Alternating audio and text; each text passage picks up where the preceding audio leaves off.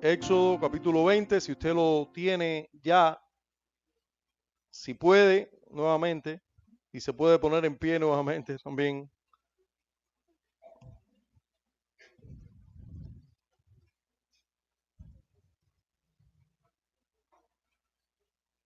Éxodo capítulo 20.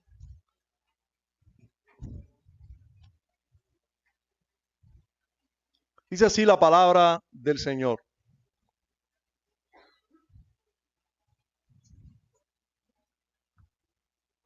Éxodo 20, vamos a leer los primeros versos. Y habló Dios todas estas palabras diciendo: Yo soy Jehová tu Dios, que te saqué de la tierra de Egipto, de casa de servidumbre. No tendrás dioses ajenos delante de mí.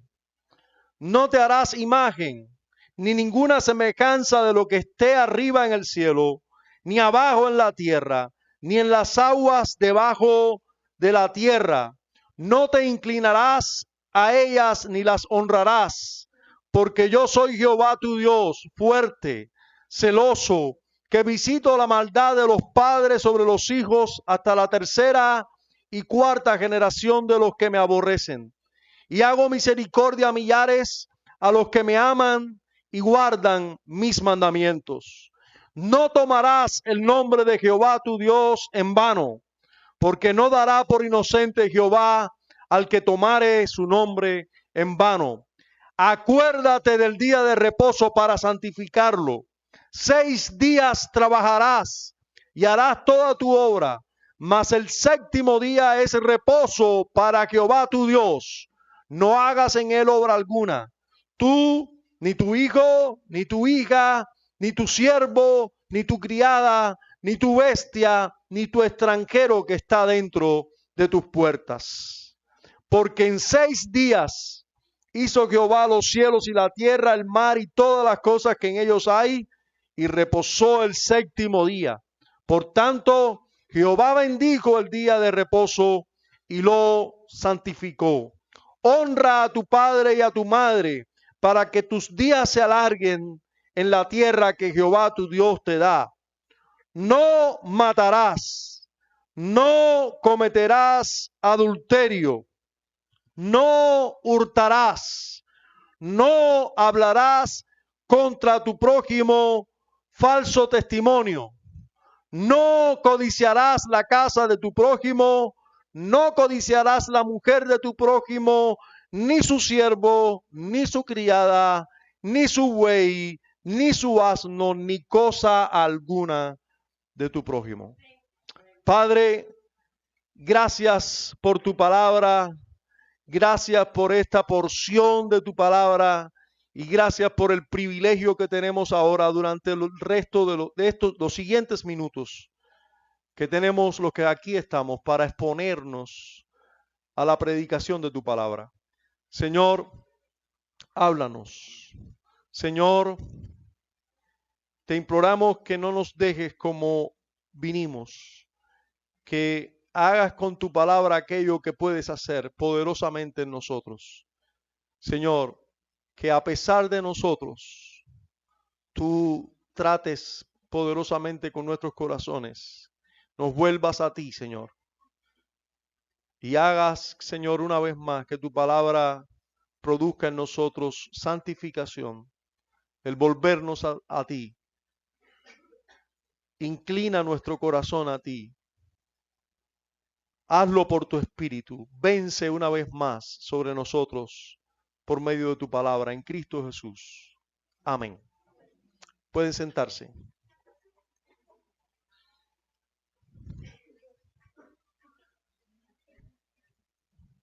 Muchas veces he usado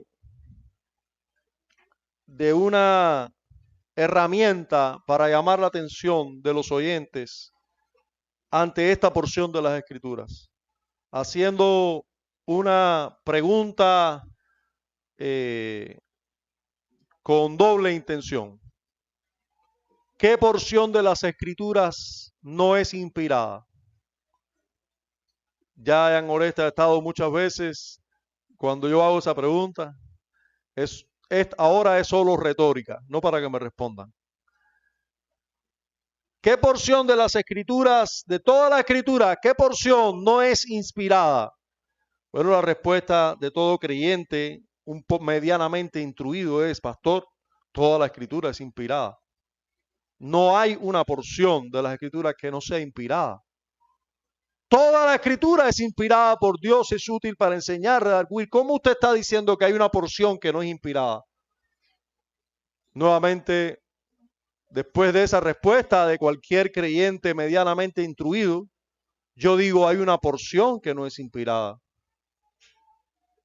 Ahí es donde creyentes como Daimi, la muchacha de la que les hablé, que está ingresada, ella es bien blanquita, así, de color entre Natalia, bien blanquita así, entre Natalia, Lixi, por ahí. Y cuando se pone roja, todo el mundo se da cuenta. Ahí es donde Daily se pone roja. Y dice, ¿qué herejía nos va a enseñar ahora el pastor este? Cuando veo que esos creyentes se ponen bien rojos, sí, es cuando yo digo, hay una porción de la escritura que es más que inspirada. O sea, la escritura, por línea general, toda ella, desde Génesis hasta Apocalipsis, no está escrita por Dios. No, Dios no escribió la escritura. Dios inspiró las escrituras y hombres santos, hombres apartados para ese propósito, Dios los escogió y los preparó. Y Dios les comunicó una verdad que ellos poniendo su parte humana, pero sin defecto, sin errores, escribieron la voluntad de Dios. Sin embargo, hay una porción de las escrituras que no fue inspirada por Dios, que Dios mismo la escribió. Dios mismo las habló en voz alta. Su pueblo la escuchó. Él mismo las puso en tablas de piedra. Y hermanos y amigos, esa porción es la que tenemos hoy delante. Esa porción es la que tenemos hoy delante. Acabamos de dar lectura a una porción que no es solo inspirada por Dios, que es escrita por el dedo de Dios. Es una porción singular, indudablemente singular. Y porque es singular, nosotros de manera singular vamos a exponernos a ella. Pues hoy vamos a tener solo un sermón introductorio a la ley moral o los 10 mandamientos. Así comienza nuestra confesión en el capítulo 19, que trata el tema sobre la ley de Dios. Miren cómo dice nuestra confesión. Dios dio a Adán, ¿recuerdan quién es Adán? Nuestro padre Adán, el primer hombre. ¿Recuerdan? Dios dio a Adán una ley de obediencia universal, escrita en su corazón. Nuestro padre Adán tenía una ley escrita en su corazón. Y un precepto en particular que nosotros sabemos de no comer del fruto del árbol del conocimiento del bien y del mal. Ese fue el precepto particular.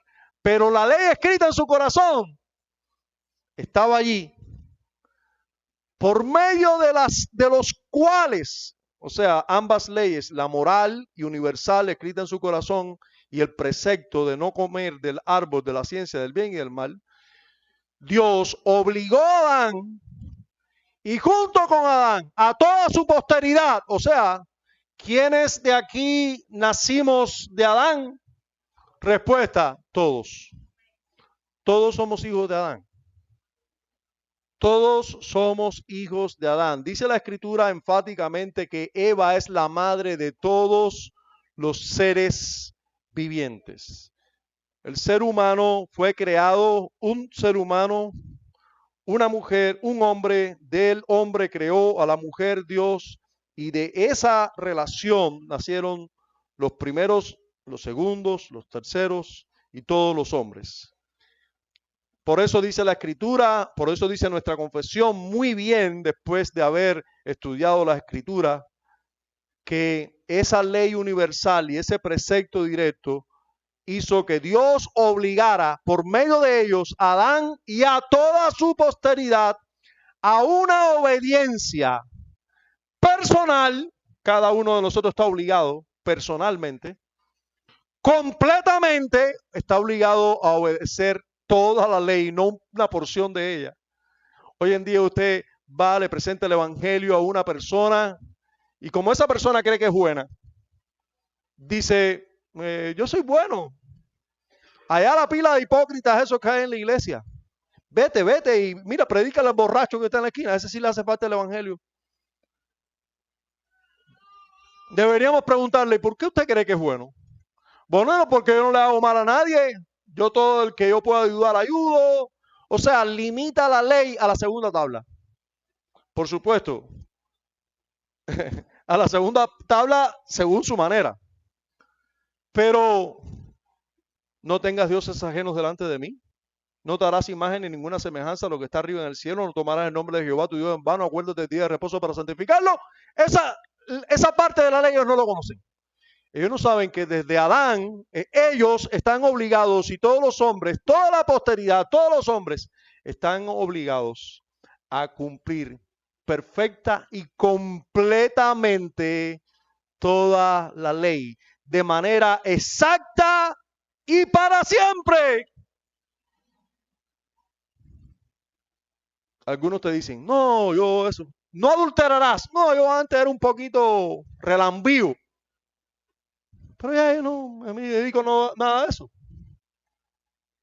Ay, tú antes eras un poquito relambío. Pero es que la ley te alcanzó. Cuando desobedeciste la ley de no adulterarás, con muchos pensamientos, con muchas palabras y muchos hechos, tú eres culpable delante de Dios. Mereces la ira de Dios, que es eterna, por cierto. Es eterna.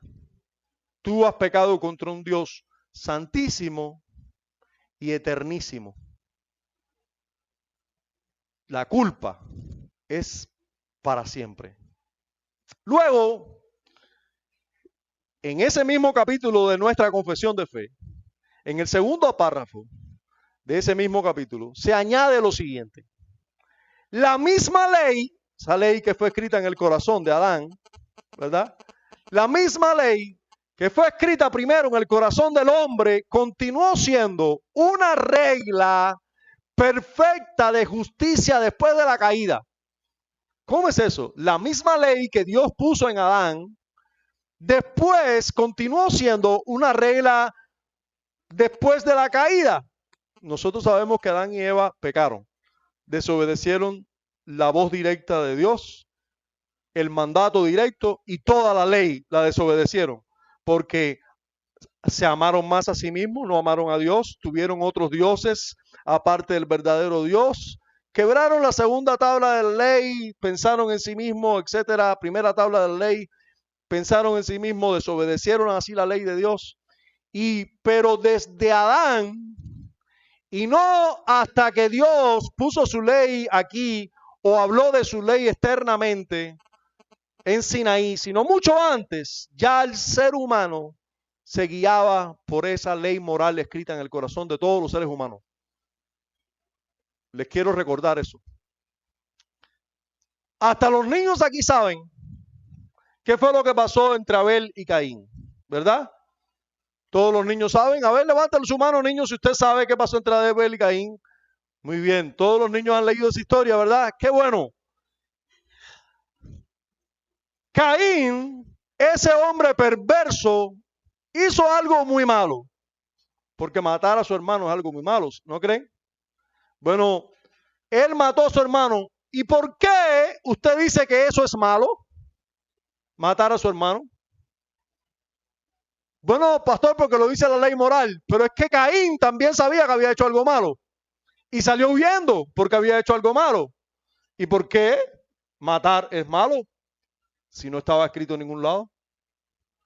Si estaba escrito en algún lugar. en el corazón estaba escrito.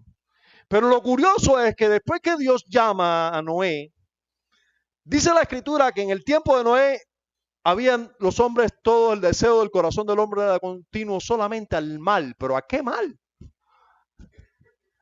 ¿Qué mal? ¿Qué hacían mal y bien? ¿Cómo sabemos si hacían mal o bien si no había ley? Si había ley en el corazón. ¿Qué ley? Claramente en las escrituras lo podemos ver. Unos adoraban dioses falsos, otros podemos ver que tenían varias mujeres, otros, dice la escritura, que, por ejemplo, cuando Abraham se acercó a cierto rey, le dijo a su mujer, mira, vamos a decir que somos hermanos, porque como tú eres una mujer hermosa, para que nadie venga y cause problema entre nosotros por celo o por deseos de querer tenerte a ti, me van a matar a mí. Y Abraham fingió que Sara era su hermana. ¿Y qué sucedió? Que Abimelech casi la toma por esposa. Pero Dios visitó a Abimelech y le dijo, cuidadito. Y fue cuando Abimelech le dijo a Abraham, oye, ¿por qué tú casi me haces pecar contra Dios? Abimelech, ¿dónde tú sacas eso? No hay una ley que diga eso. Si hay una ley escrita en tu corazón, Abraham, y en el mío, donde estar con la mujer de otro hombre es pecado. Hermanos, por eso es que los autores de la confesión, por todo lo que estamos hablando ahora, por todo lo que estamos viendo, vemos en las escrituras, es que los autores de nuestra confesión dicen que la ley que estaba escrita en el corazón era la ley de justicia después de la caída. Y fue dada por Dios. ¿Dónde? En el monte Sinaí. Esa misma ley que estaba escrita en el corazón de Adán es la misma ley que fue dada después en el monte Sinaí. Estamos delante de ella, de esa ley. Y miren cómo sigue diciendo nuestra confesión.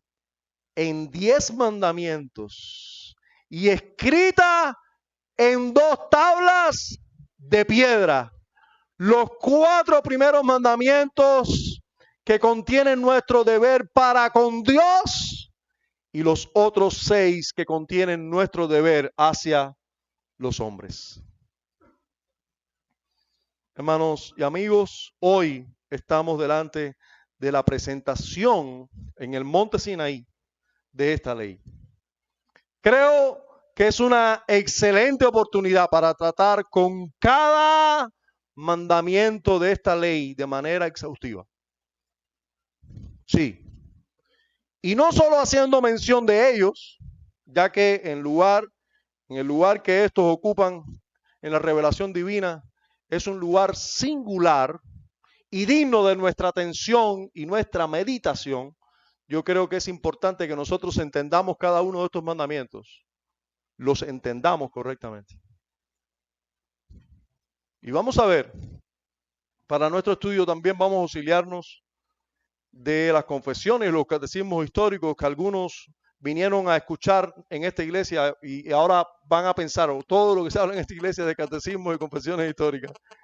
Lo siento, llegó un momento excelente a esta iglesia, se llegó y ahora se está asombrando del uso de los catecismos y de las confesiones históricas. No siempre hablamos tanto de ellos. Usted llegó en un momento bueno en el que hablamos bastante de ellos. Pero vamos a usar esos catecismos y confesiones porque creemos, hermano, que si algo ha perdido el cristianismo en nuestros tiempos, son aquellas verdades que son tan importantes y medulares en las escrituras y que hoy en día en el mundo evangélico no se conocen. Basta que usted le pregunte a cualquier creyente póngale el tiempo que usted quiera, 45 años le conviene. No, pastor, yo conozco uno que lleva 60 años en la iglesia, llámalo, ponlo ahí y pregúntale, dile que te diga los 10 mandamientos. Que vas a hacerlo pasar vergüenza. Te va a decir, sí, yo me lo sé, ama a tu prójimo como a ti mismo. y a Dios con todo el corazón. Yo, no, esos no son los mandamientos. Estamos hablando de los 10 mandamientos. Y ahí va a pasar la vergüenza del siglo. Porque desgraciadamente, se ha minimizado lo importante y se le ha dado importancia a aquellas cosas que no son importantes. Eso se ha hecho hoy en el mundo evangélico contemporáneo. Hoy vamos a hablar de la singularidad de la ley y de la utilidad de esta. La singularidad de la ley moral y la utilidad hoy de la ley moral. Comenzando por la singularidad, vamos a ver, o vamos a recordar la mayoría de los que aquí estamos, la singularidad de esta porción de las Escrituras. Yo comencé en la introducción hablando de esa singularidad. Ninguna porción de las Escrituras está escrita por Dios a no ser solo esta. Todo el resto de la Escritura es inspirada por Dios. Dios usó hombres, pero en esta no usó hombres, hermanos. Esta porción de las Escrituras no hay intervención humana aquí. Lo que aquí está plasmado en Éxodo 20 fue escrito por el dedo de Dios. Por el dedo de Dios fue escrito. Entonces, ya hablamos de esa singularidad. Sin embargo, debemos hablar, porque esa no es la única singularidad de esta porción de las Escrituras. Como por ejemplo, ¿qué parte de la ley, qué porción de la ley, díganme qué mandamiento, qué ordenanza fue dada como esta porción de la ley? Dígame, ¿en cuál porción de las Escrituras usted encuentra que Dios le dice al pueblo, santifíquense por 3 días porque les voy a hablar?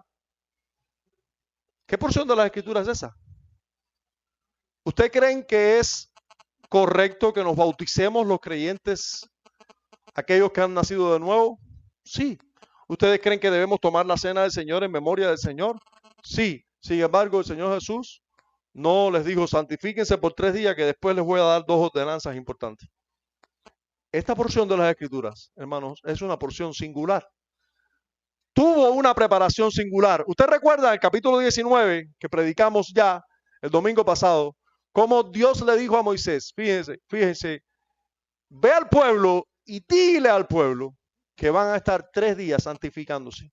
Van a bañarse, van a lavarse su ropa, no van a tocar mujer, van a arrepentirse de sus pecados, van a estar preparados para que yo les hable. Hermanos, algo singular. No vemos esto en ninguna otra porción de las Escrituras. Pero además, ¿en qué otra parte de las Escrituras, qué ley de las Escrituras nosotros encontramos a Dios mismo tronando, hablando con su voz audible y el pueblo escuchando esas leyes? ¿Qué porción de las Escrituras? Esta es la única. Si usted se da cuenta, después del verso 17 que leímos, el último verso que leímos fue el 17. Vaya conmigo a la Biblia, por favor. Vaya ahí a la Biblia. Verso 17, ese fue el último, ¿verdad? Miren lo que dice el versículo 18 y el 19. Dice, todo el pueblo observaba el estruendo. ¿Usted está oyendo eso? Está Dios, lo que acabamos de escuchar es los 10 mandamientos. Termina y mira lo que percibe el pueblo. Dice, todo el pueblo observaba el estruendo. ¿Y qué más? Y los relámpagos.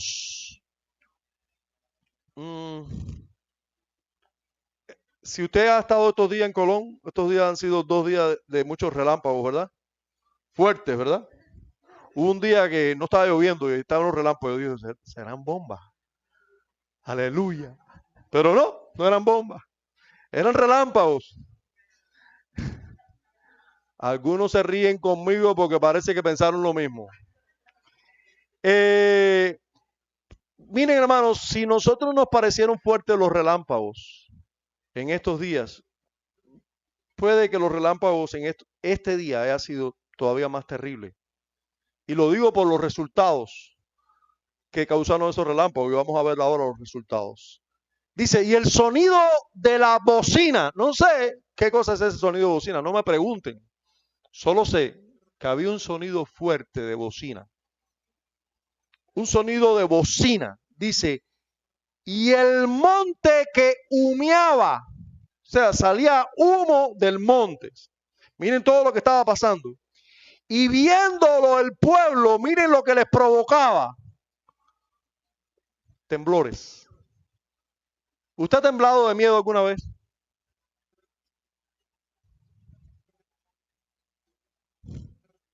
Temblaron. Los niños, las niñas que tiemblan cuando ven una ranita, no, el pueblo. Temblaron, temblaron. Lo que estaban presenciando, la voz que estaban escuchando, les provocó caquita, temblores. Usted sabe, temblando y no poder contenerse. Yo temblé una vez, me acordé ahora mismo, así de miedo. Estaba en el preuniversitario hace ya unos cuantos añitos, comenzando el preuniversitario, y yo andaba con, yo era, ya, yo estaba en preuniversitario y ya yo era de este tamaño ya. Yo soy de los que crecí rápido y después ya me quedé ahí. Pero yo andaba con uno así como Jan Oreste. Ajá. Yo andaba así. Pero bueno, ese que te estoy diciendo estaba así, era rubiecito. Así, carita redondita, así. Y se veía que eso, pero era la candela. Y después creció, ahora es grandecito. Eh, pero ese muchachito andaba conmigo, pero él venía de él era del campo. Yo estudiaba bueno, estudié en un preuniversitario donde habían estudiantes de distintos lugares de la provincia, en una vocacional. Y él era de Unión de Reyes, entonces, de Unión de Reyes, entonces allí de Alacranes específicamente. Pero en Alacranes se pasaba la secundaria también becado. Así que él era así, pero él era la candela. Y fíjense, era la candela que él iba por ahí, le echaba guapería a la gente.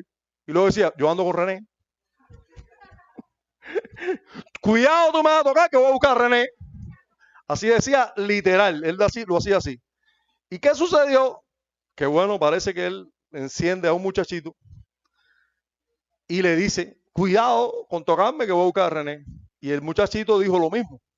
Y yo, sí, yo voy a buscar a un primo mío que es de la unidad no sé cuál, y que prepárense porque ahora yo voy a ir para allá y tú vas a ver si tú y René y todo eso. Bueno, el asunto es que 10 de la noche, hora de dormir, y yo veo que el albergue está lleno de gente rara. Llevamos quizás 3 meses en la escuela, 10º grado, yo no conocía prácticamente a nadie. Y veo el albergue medio lleno de gente rara. Todo el mundo respira temor y me miran a mí. Y yo, ajeno, cuando veo que todo el mundo como que me está mirando y veo que pasan gente rara y gente me está mirando, y digo, ¿qué pasará? ¿Eso será conmigo? Le pregunto a alguien y me dijo, ¿y tú no lo sabes? No, no sé, ¿qué pasó? Dice, no, Cejito que se fajó con no sé quién y le dijo que tú eras el que andaba con él. Resulta que él buscó toda esa gente que tú ahí son parientes de la dos allá que llevan 6 años en la vocacional y son la candela. Ahora yo empiezo a ver más que gente, veo palos, machete. Yo estoy en una litera en un segundo piso y literalmente empecé a temblar. Literalmente empecé a temblar. Porque yo dije, me matan aquí y no me pagan porque nadie iba a hacer nada por mí. Yo no les voy a contar el final de la historia, pero ese día yo temblé de miedo. Lo que estaba pasando aquí era eso, hermano. No se, usted sabe, cuando uno tiembla de miedo no se puede contener. Mientras más tú quieras aguantarte, más tiembla. Tiemblas por dentro. Te tiembla la boca, te tiembla todo. Así es, temblor. Eso es lo que estaba pasando aquí, hermano. Porque había una presencia real de Dios que provocaba temblores de miedo. Las personas vieron peligrar su vida. Dios Santo estaba hablando en el monte, estaban temblando. Y se pusieron de lejos. Se pusieron de lejos. Y dijeron a Moisés, habla tú con nosotros. Y nosotros oiremos. Pero no hable Dios con nosotros. Para que no muramos. Lo mismo que pensaba yo que iba a pasar conmigo ese día, que iba a morirme. Es lo mismo que pensaban ellos que iba a pasar, si iban a morir. Cuando ellos escucharon, ¡no matarás! Se quedaron petrificados. Cada vez que Dios decía un mandamiento, ellos decían, estamos muertos. Yo me imagino que ellos pensaron en sus propios pecados cada vez que Dios decía lo que había que hacer. Dios les mostró la maldad de sus pecados cada vez que Él hablaba y ellos temblaron de miedo. Hermanos, no hay una porción de toda la Biblia que sea como esta. En ninguna Dios habló así audiblemente diciendo lo que Él estaba queriendo decir. Dios usó a profetas, Dios usó intermediarios, pero nunca lo hizo de esta manera. Y cuando lo hizo de esta manera, ustedes vieron lo que provocó. Temblor en las personas. Tembló la tierra, temblaron los seres humanos. Hubo relámpago, bocina, nube espesa de humo, etcétera. Pero si vamos a hablar de singularidad, no solo podemos hablar, no solo de eso. La única porción de toda la escritura, que se plasmó con el dedo de Dios en tablas de piedra es esta. Pero además de eso, la única porción de toda la escritura que se tomó y se puso en el arca del pacto, en aquella caja sagrada, cubierta de oro por dentro y por fuera, donde allá adentro estaban solamente las tablas del pacto, estas tablas de la ley escrita con el dedo de Dios, la vara de Aarón y una porción de maná. Eso es lo único que había en el arca del pacto. Lo único que había escrito ahí, lo único que había de toda la palabra de Dios ahí eran los 10 mandamientos. ¿Estamos delante de una porción singular en las escrituras, sí o no? ¿No les parece una porción singular? Conservadas también de manera singular. Hermanos, estamos delante de una porción singular de las escrituras. Y usted dirá ahora, pastor, eso se escribió hace miles de años. Eso fue allá en el monte Sinaí. Eso fue un trato de Dios con el pueblo de Israel en el antiguo pacto, pastor. No, mi hermano, hermana o amigo y amiga, no. Esa es la ley que estaba escrita en tu pacto. La misma ley. Luego se puso en tabla de piedra y se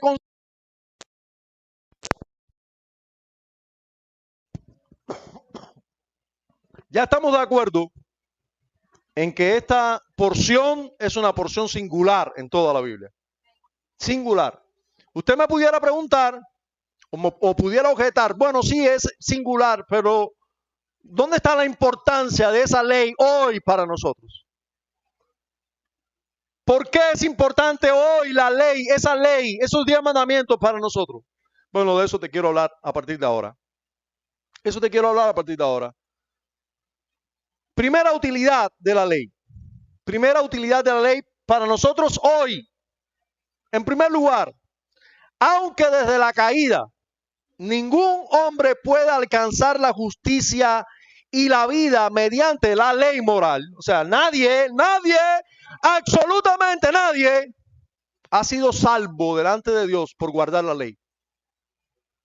Nunca. Nadie. Pastor y Moisés, no. Y José, no. Y Abraham, no. Nadie. Nadie ha alcanzado la justicia delante de Dios por vivir en conformidad con la ley moral. Sin embargo, es de gran utilidad, con usos comunes a todos los hombres, a los que no son regenerados y a los que son regenerados. Y vamos a ver, ¿por qué? Bueno, hermanos, en Gálatas capítulo 2, versículo 16 tenemos esto. Gálatas 2:16. Si usted es cristiano, busque la Biblia y lee. Si no es cristiano, no tiene Biblia seguro ahí.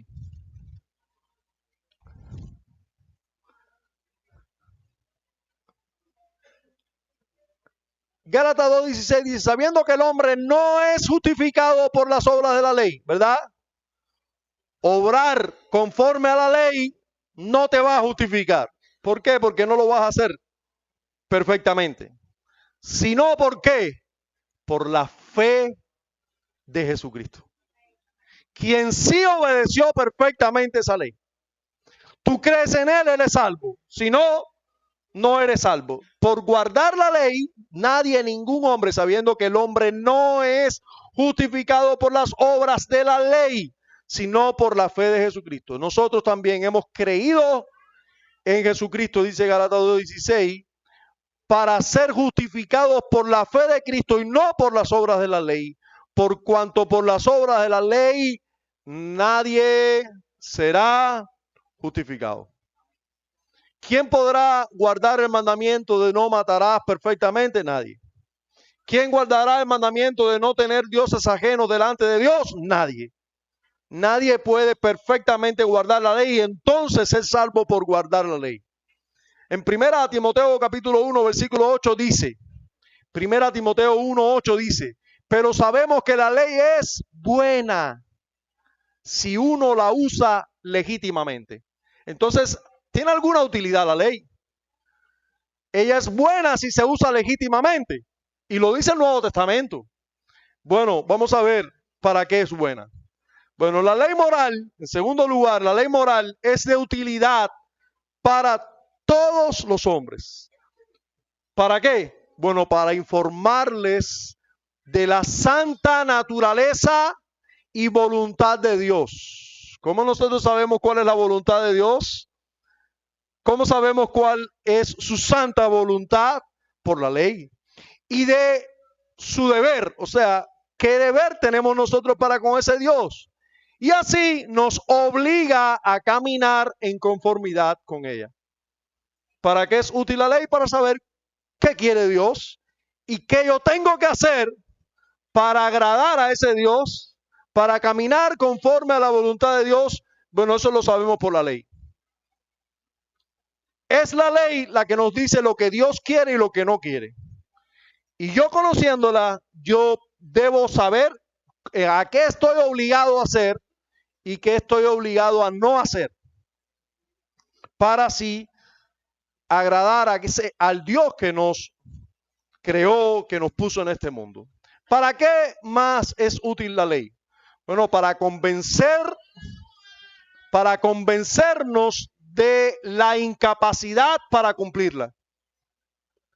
Si yo leo la ley nada más, no tendrás dioses ajenos delante de mí, no te harás imagen en ninguna semejanza, no tomes el nombre de Jehová tu Dios en vano, acuérdate del día de reposo. Tú dices, todas esas cosas yo las he hecho desde mi juventud, igual que aquel hombre que todos conocemos, ¿verdad? No matarás, no adulterarás. Pastor, yo todo eso lo he cumplido desde mi niñez. Eso es porque tú estás leyendo la ley, tú no estás conociendo, entendiendo y meditando en la ley. Pero conocer bien la ley, meditar en ella, entenderla correctamente, va a hacer que nosotros estemos convencidos de nuestra incapacidad para cumplirla. Y vamos a estar convencidos también de la contaminación pecaminosa que hay en nosotros, en nuestra naturaleza, en nuestros corazones y en nuestras vidas. Así que uno de los objetivos por los cuales yo voy a predicar varios domingos sobre la ley moral es para que usted ya no diga más, yo soy bueno. Para que usted nunca más diga, yo creo que si me esfuerzo un poquitico puedo obedecer la ley. Habré logrado mi objetivo, creo que Dios me habrá guiado y me habrá llevado con éxito a mi objetivo si cuando pasemos estos sermones o estudios bíblicos exponiéndonos a la ley moral, usted quede totalmente convencido que usted es un grosero y negro pecador.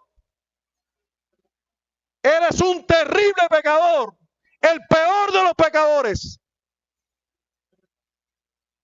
Usted habrá entendido correctamente toda la enseñanza de la ley. Si usted hace igual que aquel publicano, se golpea fuerte el pecho y dice, ten piedad de mí, Señor, yo soy un pecador. Porque si una utilidad tiene la ley, es mostrarnos la negrura de nuestros pecados, lo horrible de nuestra maldad, la inclinación pecaminosa de nuestra naturaleza. Naturalmente nos rebelamos contra Dios. Naturalmente no amamos la ley de Dios. Naturalmente vamos en contra de ella. Es lo que hacemos naturalmente. En Romanos capítulo 3, versículo 20 se nos recuerda eso. Ya Romanos 3:20.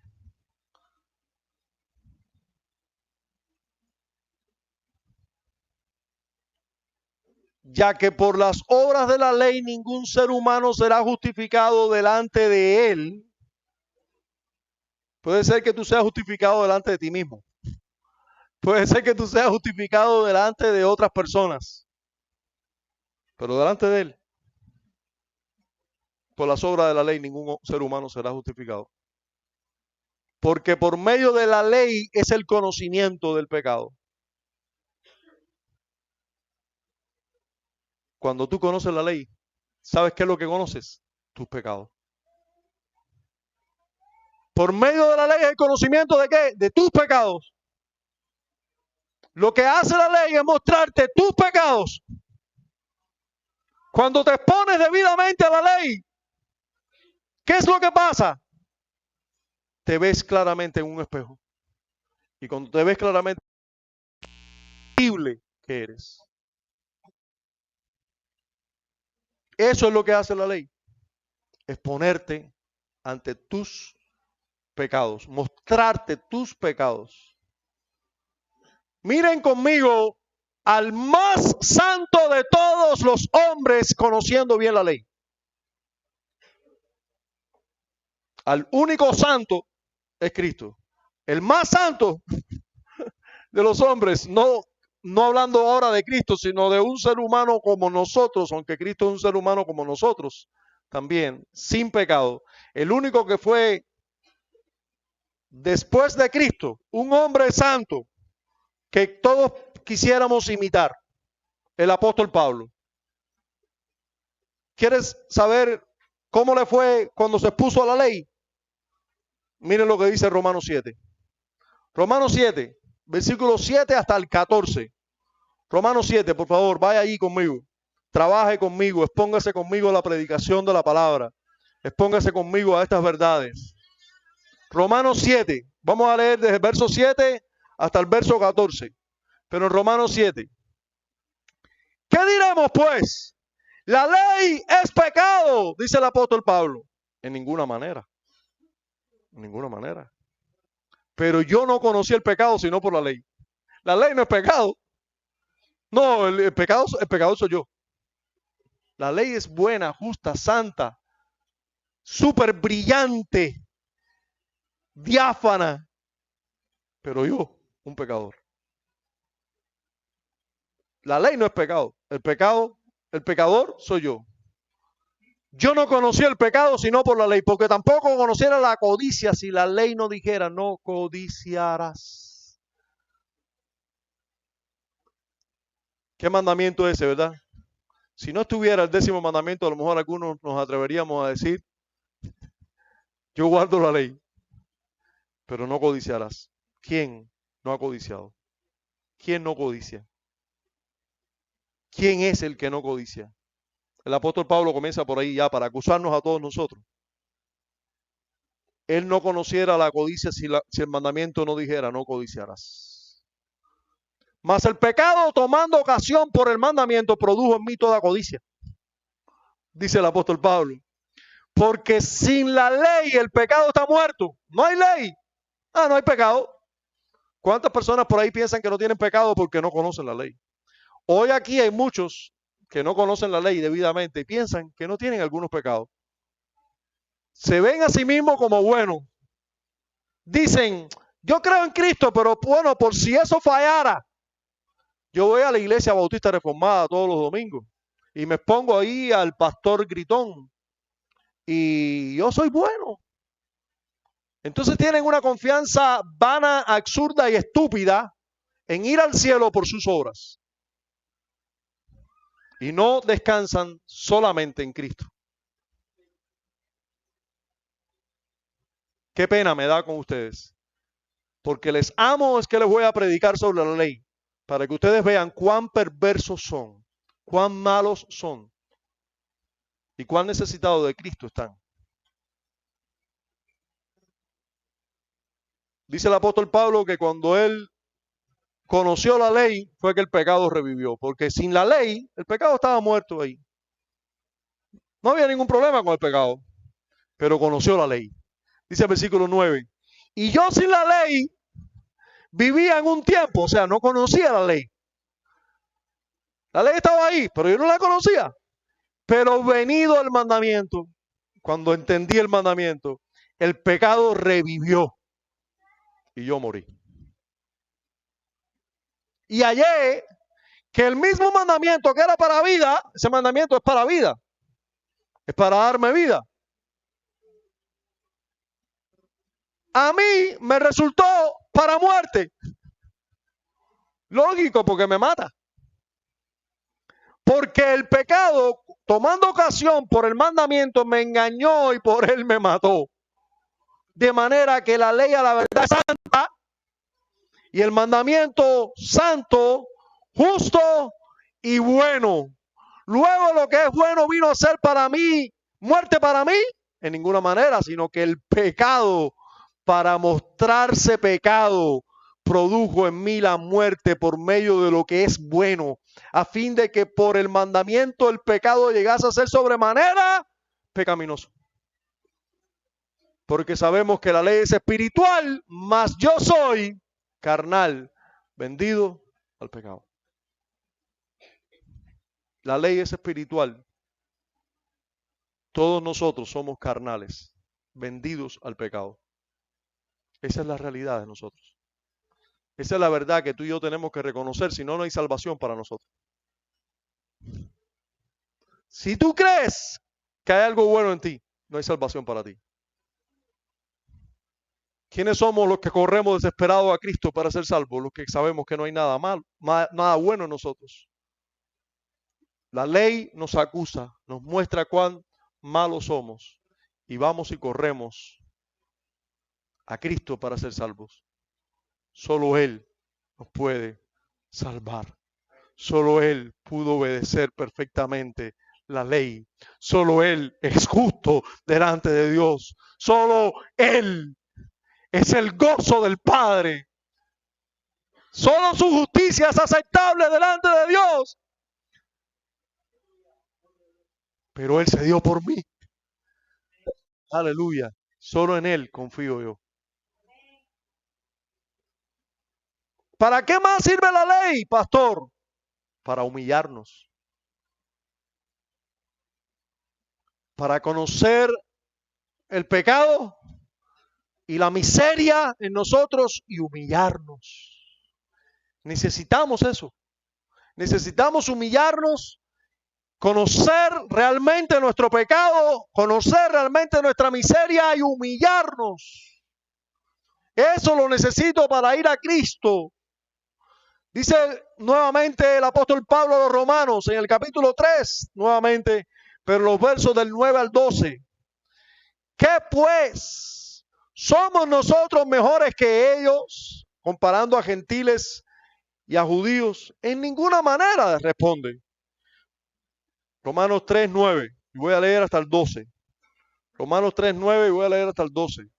En ninguna manera, pues ya hemos acusado a judíos y a gentiles, que todos están bajo ¿qué? Bajo pecado.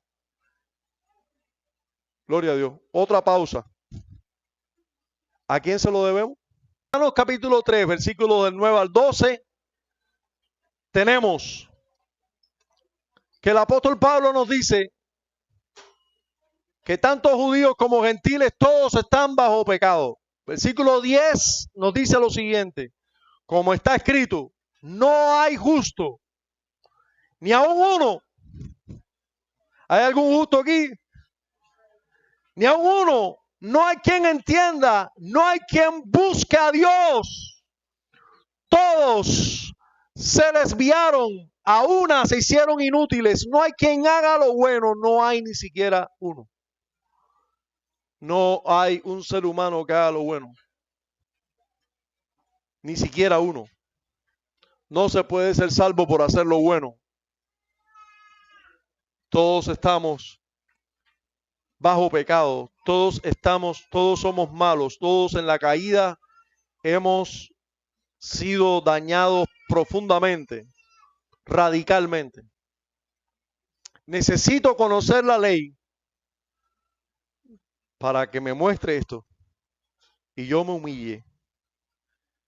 Yo pueda ser humillado y reconozca mi maldad y mi pecado. Pero también necesito la ley para que me ayude a tener una visión más clara de la necesidad que tengo de Cristo. Yo necesito la ley para que por medio de ella yo pueda tener una visión más clara de la necesidad que tengo de Cristo. En Gálatas 3, el libro que los arminianos no han leído, parece, ¿no? El hermano Jesse me decía, bueno, ha tenido 2 o 3 sparring esta semana contra arminianos. Y dice, bueno, parece que los arminianos no han leído el libro de Gálatas. Parece que en las iglesias por ahí ese libro no existe. En Gálatas capítulo 3, versículo 21 al 24, miren lo que dice. Luego, la ley es contraria a las promesas de Dios. Gálatas capítulo 3, versículo 21. Por favor, debe buscarlo. Gálatas 3, 21. Y leyendo hasta el 24 dice, luego la ley es contraria a las promesas de Dios en ninguna manera. Porque si la ley dada pudiera vivificar, la justicia fuera verdaderamente por la ley. O sea, si realmente el exponernos a la ley nos capacitara y nosotros fuéramos capaces de obedecerla, bueno, perfecto, fuéramos justos por obedecer la ley, pero eso es imposible. Dice, porque si la ley pudiera vivificar, la justicia fuera verdaderamente por la ley, mas la escritura lo encerró todo bajo pecado, para que la promesa que es por la fe en Jesucristo fuese dada a los creyentes, o sea, a los que crean en la obra de Cristo. Pero antes que viniese la fe, estábamos confinados bajo la ley. O sea, lo que conocíamos era la ley. De hecho, aunque tú conozcas de Cristo y no conozcas la ley es primero que Cristo. Porque si usted no conoce bien la ley, ¿cómo usted va a decir que es un pecador?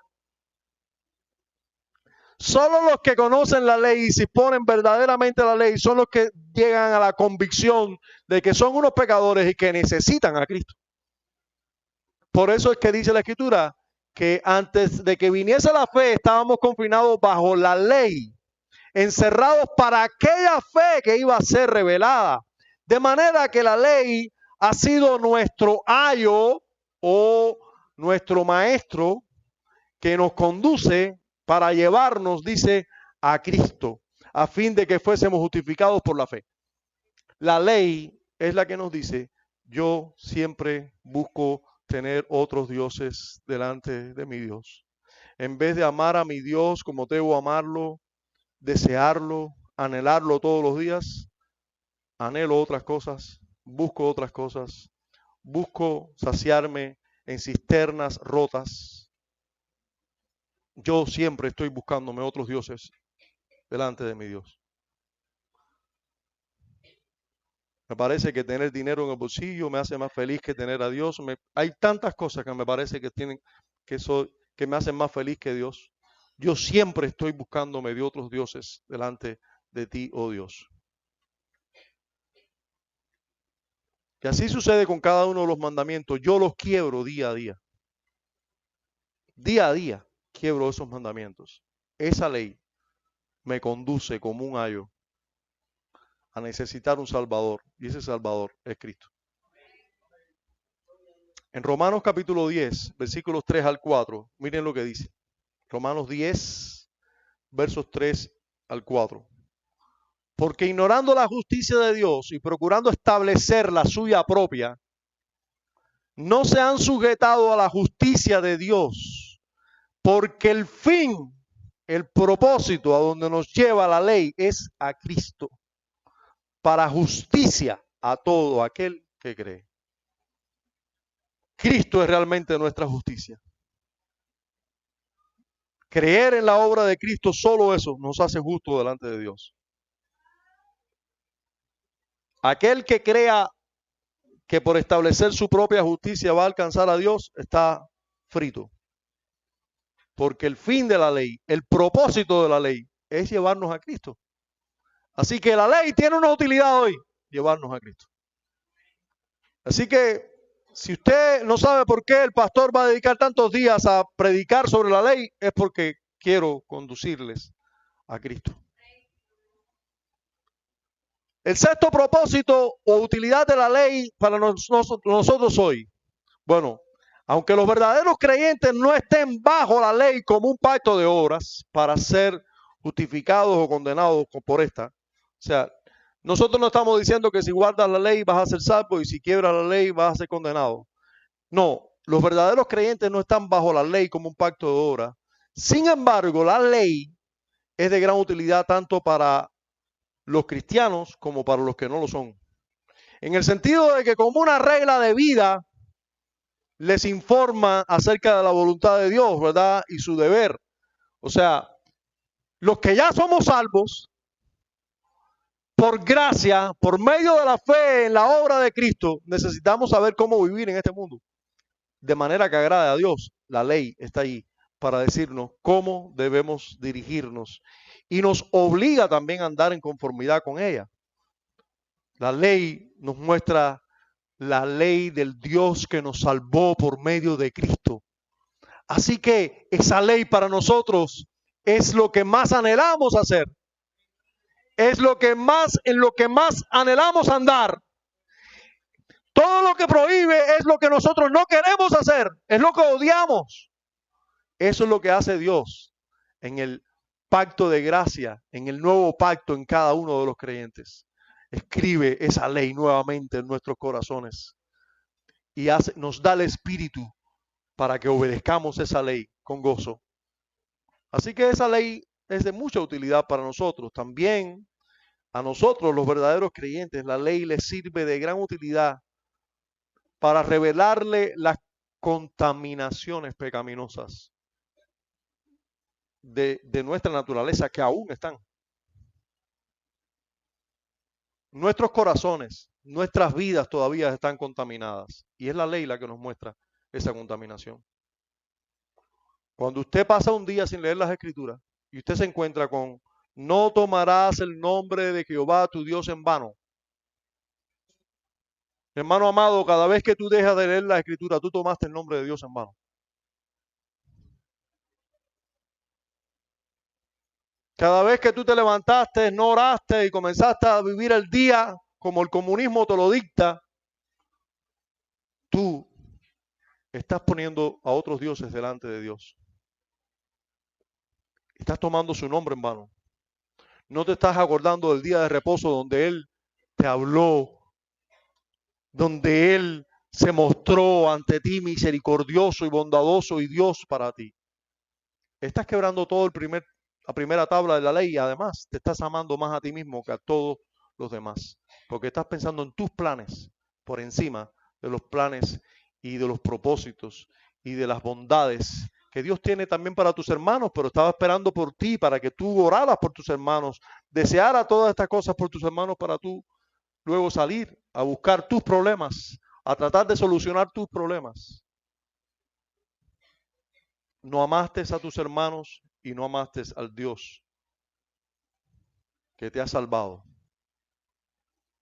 Sí, la ley te muestra la contaminación que hay aún en tu corazón.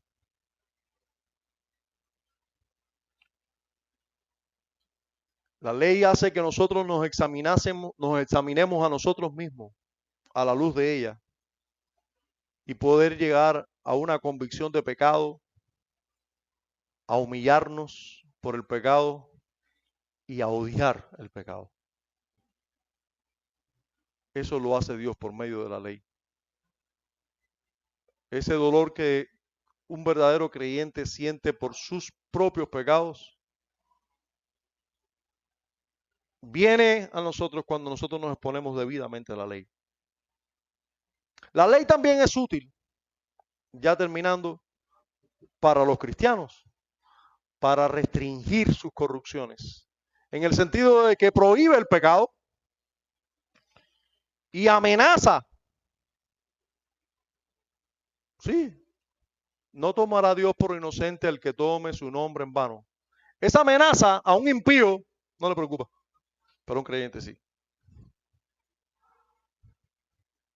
Y teme y se aparta.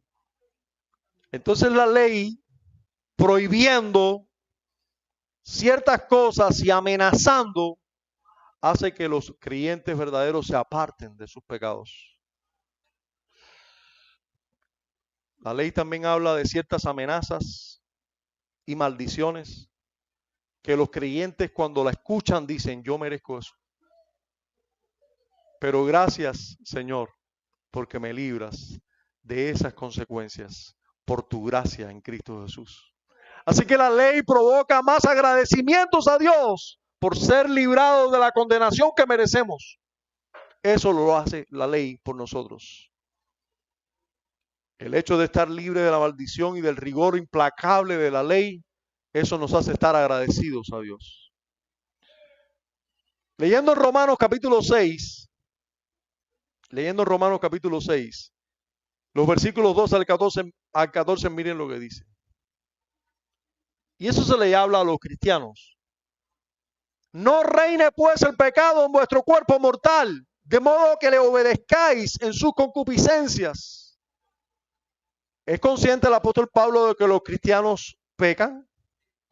¿Quedan corrupciones en los cristianos?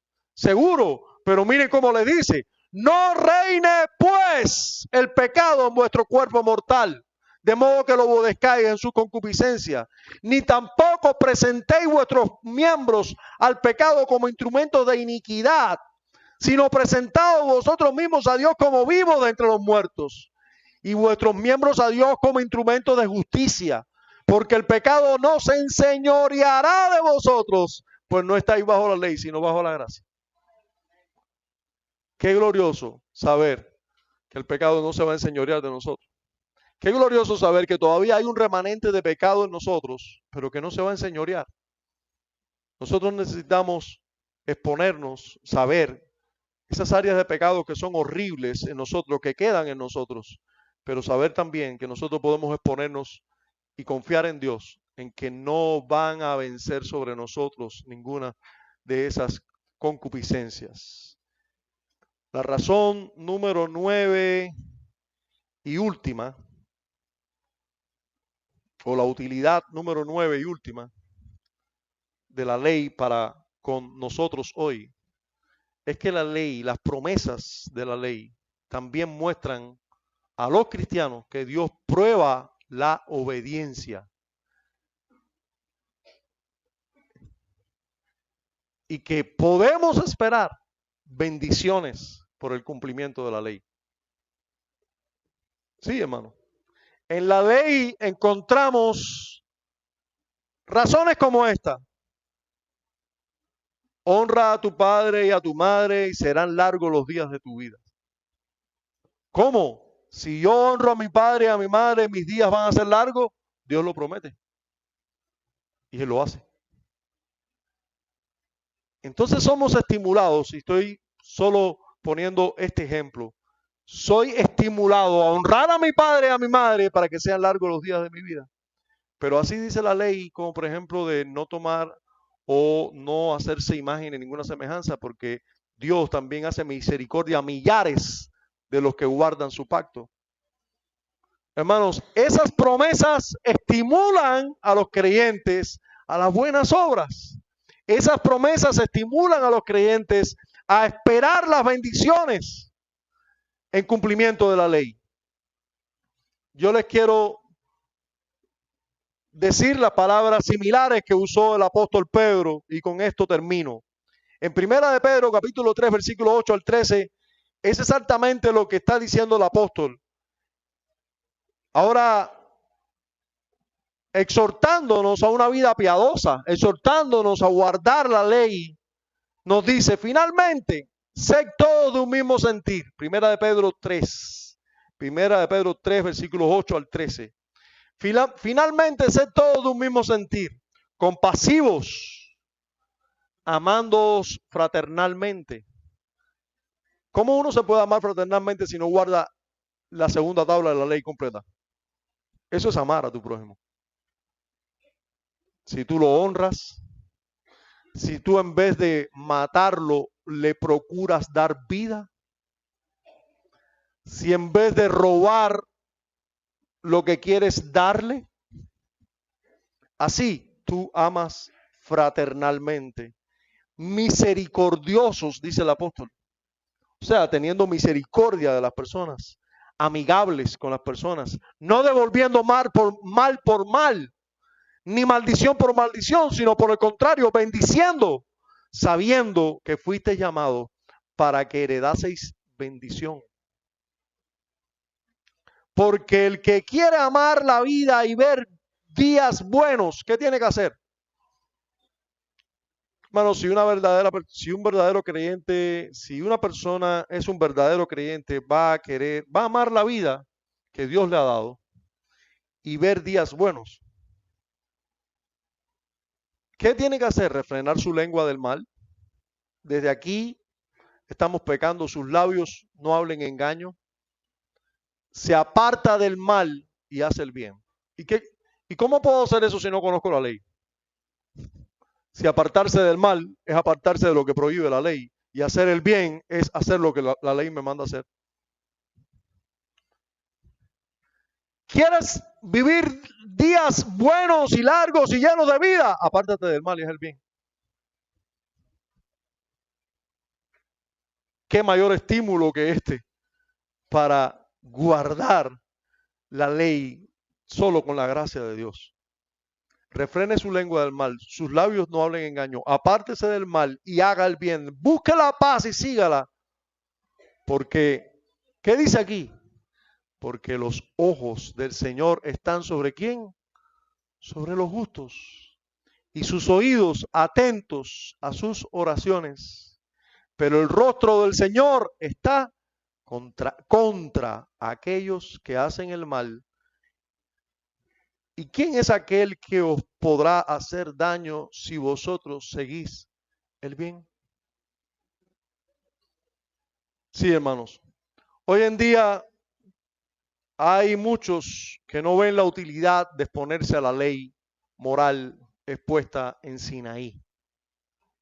Pero todo el cristianismo histórico ha reconocido a la luz de las Escrituras que esta porción es medular y en toda la revelación divina ella es medular. Hacemos muy bien en exponernos debidamente a la ley moral. Ser por ella condenados, ser por ella también exhortados, animados a gozarnos en ella por medio de Cristo Ella nos mostró nuestra pecaminosidad y nos llevó y nos condujo a Cristo. Ella hoy sigue siendo de gran utilidad. Nos va a seguir mostrando nuestra maldad. Nos va a seguir conduciendo a Cristo.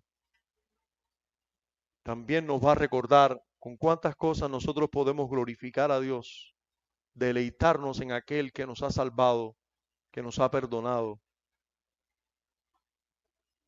Vivir mirando esa ley nos hace mucho bien. Padre, gracias. Gracias por tu palabra. Gracias por la exposición de la ley escrita en nuestros corazones. Concédenos el mirar atentamente a ella y que ella produzca en nosotros todo fruto glorioso que tú puedes hacer producir en nosotros. En Cristo Jesús oramos. Amén.